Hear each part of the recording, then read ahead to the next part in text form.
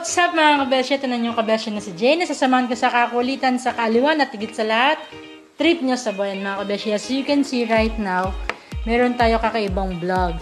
Ito is for the health naman yung gagawin natin. Kung nakikita nyo, meron akong hawak na eyeglasses dito, pero hindi nyo ba alam, ang isa dito is isang gamot? Yes, tama mga kabeshi, narinig nyo. Tama ang narinig nyo, ang isa dito ay isang gamot. Kung nakikita nyo, diba, yung iba pang forma lang. Yung iba hindi natin alam, is pwede palang makagamot. Like for example, pwede siyang makagamot. Ito yung mga patunay. Pwede siyang makagamot ng cataract, glaucoma, yan, astigmatism, yan, pwede na mga gamot yan. Ngayon guys, ito yung tinatawag na iron spec eyeglasses. Yan. Paano nyo ba malalaman guys kung alin dito yung iron spec sa hindi? Bibigyan ko kayo ng tips. Bibigyan ko kayo ng tips kung paano nyo malalaman kung alin yung iron spec sa hindi. Kung alin yung anti-radiation sa hindi. So, ito yung sample. Wala nyo kung alin ang iron spec dito. Ito ba? Or ito. Kasi kung titignan natin, parehas sila. Diba? Parehas sila ng tsura. Pero ito yung makikita natin kung alin yung anti-radiation dito sa hindi. Kasi meron ngayong kumakalat na binibenta na anti-radiation daw pero sa totoo hindi naman. Okay? Ito yung ating pangilaw as you can see. Nakikita nyo yan guys, di ba? Pag inilawan natin siya, nakikita nyo nag-blue. Di ba? Nakita nyo, ibig sabihin natatamaan siya ng radiation. Ito guys, papakita ko sa inyo. Ayan guys, pakita natin si eyeglasses number 1. Dapat, ang anti-radiation, hindi siya dapat magba-violet. So, let's see this one. Wala siyang violet guys, walang violet. Pero try.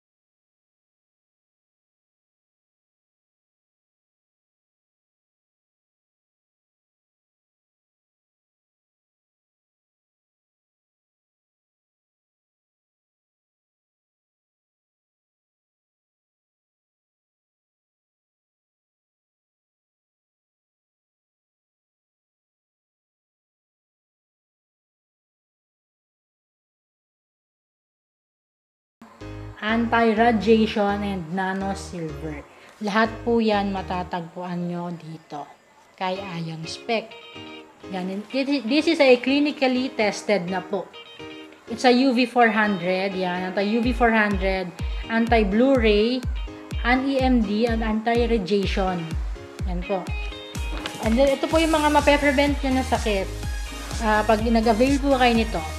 Like ng, can also prevent cataract, glaucoma, astigmatism, Rotter's eye, myopia or nearsighted, amblyopia, or lazy eyes, retinal detachment, presbyopia or slow loss of sight, hermatopia or farsighted, diabetic retinopathy, dry eyes, maculopathy or colorblind, yan, age-related macular degeneration, yan. Yan po yung mga mape-prevent nyo pag meron po kayo nito. Lalo na yung mga hindi naman inborn na medyo naduduling, pwede pa pong magamot nitong iron spec na to, nitong salamin na to.